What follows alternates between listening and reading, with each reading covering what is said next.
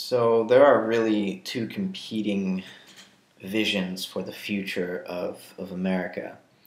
One is to go ahead and build the Keystone oil pipeline from Canada to get all those tar sands out of the ground and into the marketplace so that they can be burned and released into the atmosphere. Um, the other vision is to instead invest in some kind of a Green New Deal, as Jill Stein, the presidential candidate for, I wish the presidential elect candidate for the Green Party this past election, as she suggested, a Green New Deal where, for example, instead of a transcontinental oil pipeline, we build a transcontinental high-speed railway system that connects East Coast to West Coast, North to South, in an affordable way, and in a way that is still going to be using energy, of course, but not burning jet fuel and gasoline at the rates that we're currently burning them. And I think part of this vision, this green vision for our future, the future, really the only future that we could have as a country and as a planet, given the climate cliff. I've heard a lot of talk about the fiscal cliff that we're heading towards, but we've already launched ourselves off of the climate cliff, and we're floating now. We're falling, really, and it's just a matter of whether we're going to start building the wings we need to soften the blow of the crash that's coming, or whether we're just going to let ourselves continue to fall and commit suicide as a civilization. The stakes are pretty high at this point. But if we do want a future, we need to invest in public education, public transportation, an energy infrastructure, an infrastructure that's based in solar power, in wind power, and in using less power. We need lifestyle changes. We need, for more than 2% of the population of our country to be spending some time every day tending a garden, growing their own food. We need to ecologize our thinking and move away from this econocentric, this obsession with a capitalist global economy that is sort of like, the stock market has become, the ups and downs of the stock market has become sort of this new oracle. And when the leaders of our world want to think about or understand, what to do in the future, what future to invest in, they open up their laptops and look at the stock market numbers in the same way that a shaman would cut open a pig and look at its entrails to search for signs. Money is the magic of the present era, the magic of our day, and we obsess over it because we think it has power over us. But really, it's our beliefs, right?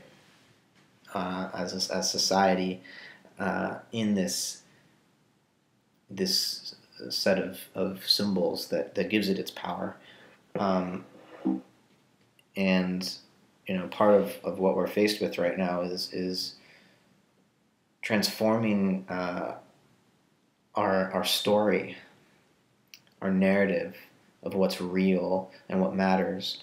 And I watched President-elect Obama give his press conference this morning, and really my heart sank, because he's not offering the kind of bold vision that we need at this particular point. He was asked about climate change for the first time at the very end of this press conference, and of course climate change wasn't mentioned in any of the presidential debates, wasn't mentioned really at all during the whole run-up to the campaigns, during the run-up to the election. It wasn't mentioned really until Obama's acceptance speech on election night. But when I heard Obama's answer to this question in the press conference today, he says people need jobs and they don't want to have to worry about the obligations that they have to the planet, to climate change. That it's not the political season, right, to take on climate change right now. And to me, this I just don't understand how, when in May or earlier this year, Jim Hansen, the climate scientist at NASA, perhaps the most prominent meteorologist in the world, he goes in, he writes an op-ed in the New York Times and says that if this Keystone oil pipeline is built, it's game over for the climate. That if all of the CO2 that's in the ground up there is released into the atmosphere, that we'll basically be at the CO2 levels that the Earth was 2.5 million years ago, in the Pliocene, right? Sea level was 50 feet higher than it is today.